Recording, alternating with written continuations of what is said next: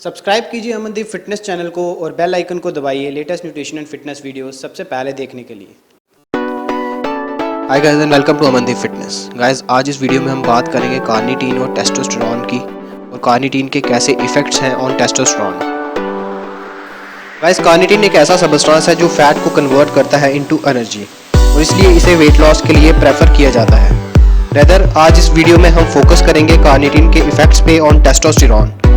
In short हम ये जानेंगे कि क्या, क्यों, कब और कितनी कार्निटीन सप्लीमेंटेशन की ज़रूरत है टेस्टोस्टेरोन लेवल्स को बढ़ाने के लिए। तो चलिए शुरू करते हैं।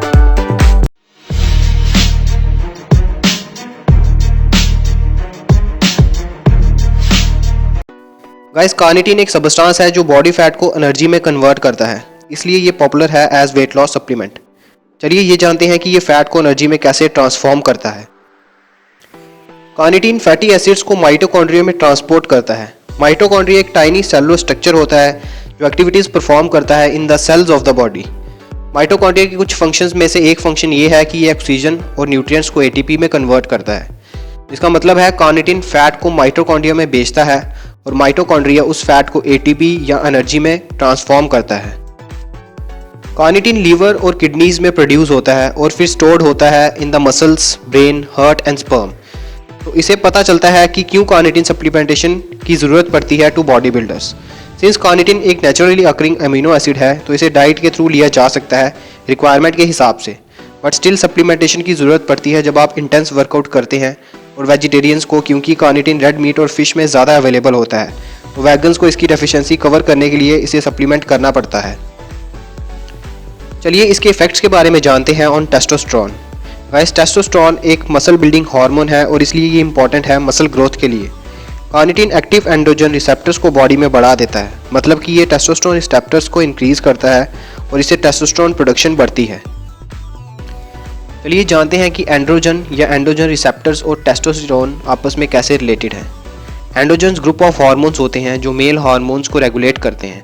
टेस्टोस्टेरोन एक मोस्ट अबंडेंट एंड्रोजन है। एंड्रोजन रिसेप्टर्स साइट होती है ह्यूमन बॉडीज में जहां टेस्टोस्टेरोन और डीटीएच एक साथ बाइंड होते हैं। डीटीएच भी एक एंड्रोजन है। एंड्रोजन्स के बहुत से फंक्शंस हैं लाइक बिल्डिंग मास, फैट डिपॉजिट नहीं होने देता और टेस्टिस प्रोड्यूस करना। मेल्स का ज़्यादा मसल बिल्ड होने के पीछे मेन रीज़न एंड्रोजन्स ही है। फीमेल्स में भी एंड्रोजन्स होते हैं बट बहुत कम क्वांटिटी में। तो ये सब जानने के बाद ये पता चलता है कि एंड्रोजन रिसेप्टर्स की ज़रूरत होती है एंड्रोजन्स प्रोड्यूस करने के लिए, जिसके बिना हार्मोन्स बॉडी में ट्रांसपोर्ट नहीं हो सकते। जिसका मतलब है रिसेप्टर्स के बिना टेस्टोस्टेरोन के बॉडी पे पॉजिटिव या नेगेटिव दोनों इफेक्ट्स नहीं हैं।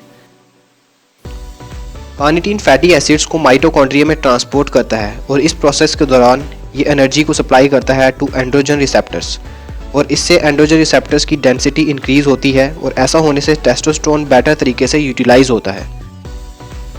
गाइस ह्यूमन बॉडी के 98% ऑफ टेस्टोस्टेरोन को बाउंड टेस्टोस्टेरोन कहा जाता है जो मसल गेनिंग के लिए यूज़ नहीं होता, क्योंकि मसल बिल्डिंग के लिए जो यूजेबल फॉर्म ऑफ टेस्टोस्टेरोन चाहिए वो है फ्री टेस्टोस्टेरोन और ह्यूमन बॉडी में सिर्फ 2% टेस्टोस्टेरोन फ्री टेस्टोस्टेरोन होता है जो यूजेबल टेस्टोस्टेरोन होता है मसल बिल्डिंग के लिए। आपको हाई एफिशिएंसी एंड्रोजन रिसेप्टर्स चाहिए होते हैं जहां टेस्टोस्टेरोन बनता है, तो इसलिए कार्निटीन सप्लीमेंटेशन पे स्विच कीजिए फ्री टेस्टोस्टेरोन प्रोडक्शन एनहांस करने के लिए। सिर्फ फ्री टेस्टोस्टेरोन में कैपेबिलिटी होती है मसल बिल्डिंग परफॉर्मेंस अफेक्ट करने की, क्योंकि ये one of the key hormone है प्रोटीन सिंथेसिस को मसल्स में मॉड्यूलेट करने के लिए। चलिए ये जानते हैं कि इसे सेफली यूज़ कैसे किया जाए। गाइस कार्निटीन सप्लीमेंटेशन के पहले आपको माइंड में कुछ फैक्टर्स को ध्यान में रखना होगा, जैसे कि type of carnitine. Body building के लिए आपको एल कार्निटीन ही यूज़ करना होगा। इसी कुछ और वैरायटीज़ भी हैं like acetyl L carnitine and propionyl L carnitine जो ब्रेन और हार्ट डिजीज़ के लिए यूज़ होते हैं। और डी कार्निटीन को कभी भी यूज़ नहीं करें जिसके साइड इफ़ेक्ट्स हो सकते हैं। एल कार्निटीन के साइड इफ़ेक्ट्स को अवॉइड करने के लिए ये इंपॉर्टेंट है कि आप इसे recommended dose of 1 to 3 grams per day के हिसाब से लें। इस डोज से कोई सीरियस साइड इफ़ेक्ट्स नहीं होंगे विद एल कार्निटीन सप्लीमेंटेशन।